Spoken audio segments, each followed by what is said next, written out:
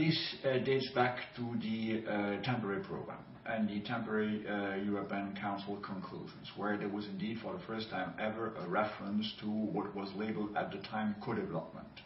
I must say that this has been a very vague reference for years, and it took us, i.e. both EU institutions and member states, a lot of time to find a way to bridge the gaps between the two agenda, or the agenda of the two policies, i.e. migration policies and development policies. What was the question, or what was the key issue? For a long time, of course, if you look at the literature, everyone has been aware that a way to better manage migration is to try to influence the so-called root causes of migration, migration flows and mobility.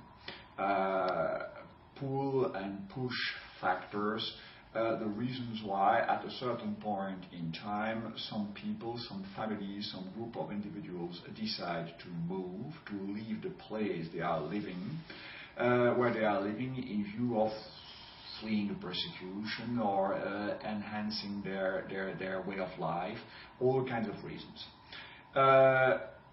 This was partly reflected in the temporary conclusions. But there was a growing sense amongst member states and different stakeholders that this was not enough.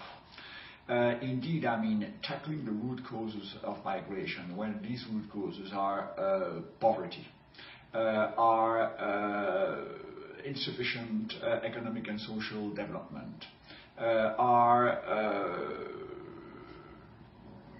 linked with the development of totalitarian or authoritarian regime on one end, or because states have simply failed or ceased to exist on the other end.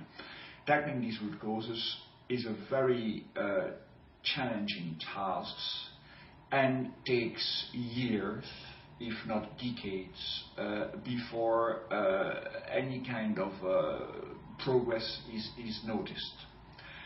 But at the same time, migration pressure was mounting. Migration flows were increasing, mixed migration flows, irregular migration, growing number of asylum seekers. So therefore, something more operational in the midterm had to be found.